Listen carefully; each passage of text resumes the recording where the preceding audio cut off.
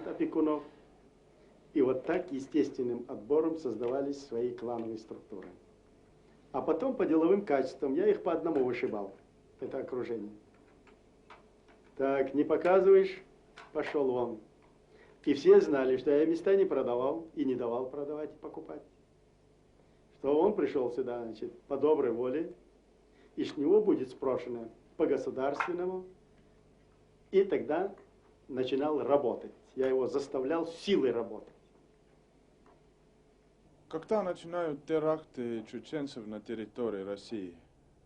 Террор – это самое последнее дело для государственного ранга, тем более. Для человека это террор, это последнее. А чтобы его возвести в ранг государственной политики, это вообще надо быть, значит, параноиком. И стоит ли и мне, и моему правительству, и нашему молодому государству опускаться до уровня российского руководства, отвечать на террор. Но сейчас сложились реалии такие.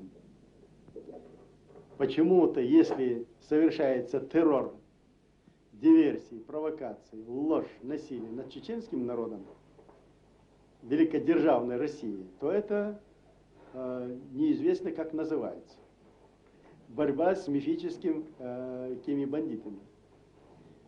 Но если эти действия переносятся на территорию России, сразу пропаганда российская идет, вот террор, чеченский террорист, дудаевский террор. Я заявлял, еще заявляю, что перенесение военных действий на территорию России не только не является террором, а является уже закономерностью, и даже не зависящей от меня. Хочу я того или нет.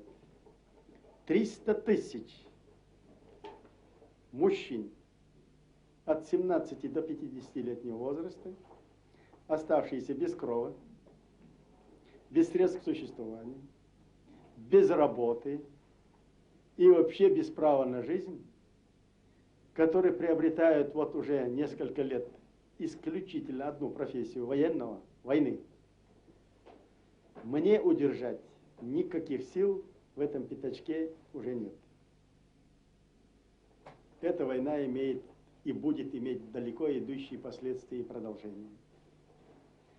И поведение России, руководство России, которое пытается сейчас старыми меркантильными интересами и привычками руководствоваться, вот где сейчас, вот чеченцев, значит, выгонят с городов, вот они сейчас пойдут в горы, в горах мы их авиацией добьем.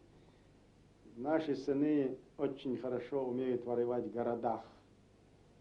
От гор мы уже отвыкли, а вот в городах воевать умеют блестяще. Я откровенно говорю, нам нужно продолжение войны с Россией. Или мы сгорим вместе с Россией, дотла, но вместе с нами сгорит и Россия. Или мы вместе будем выходить из этого положения, которое навязала Россия. Средины между нами нет.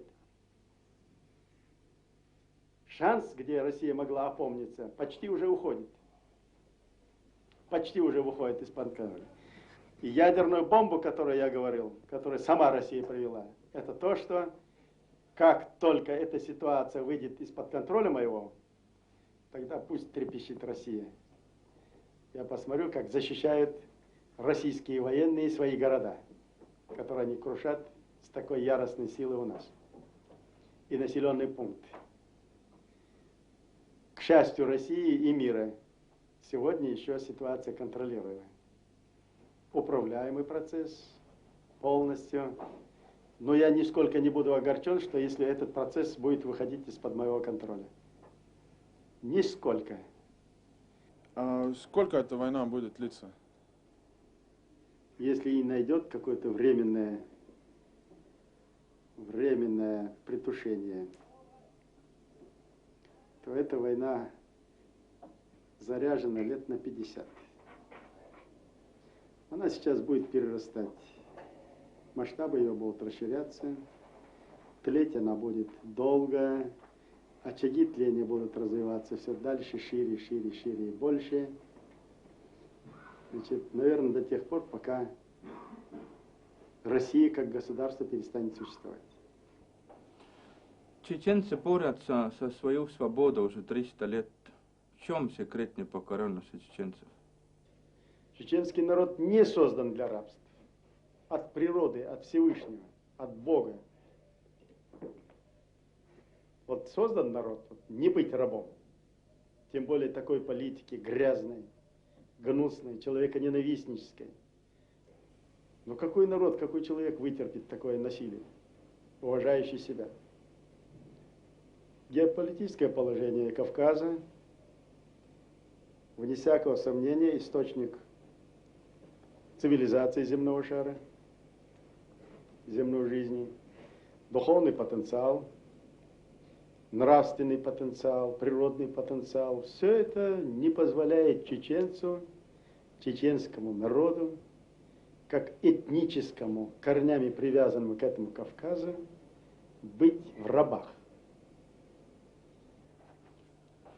Спасибо за интервью. Спасибо и желаем чеченскому народу успеха, и чтобы все желания чеченского народа сбылись. Да.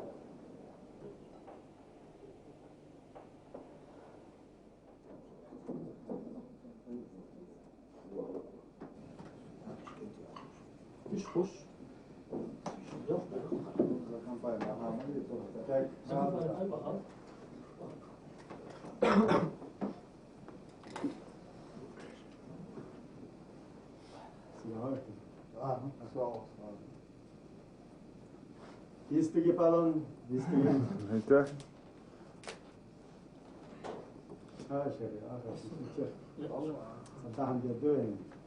А есть ли такая возможность, что если долго длится эта война, что вот, например, пища кончается, что будет нехватки пищи? Значит, нехватки пищи в самой природе не заложено. Нехватка духа, вот это вот дефицит.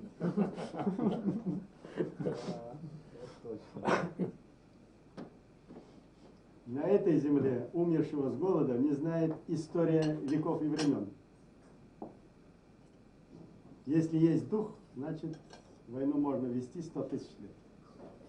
Если его нет ни одного дня, можно завалить все столы пищей и от обжорства умереть.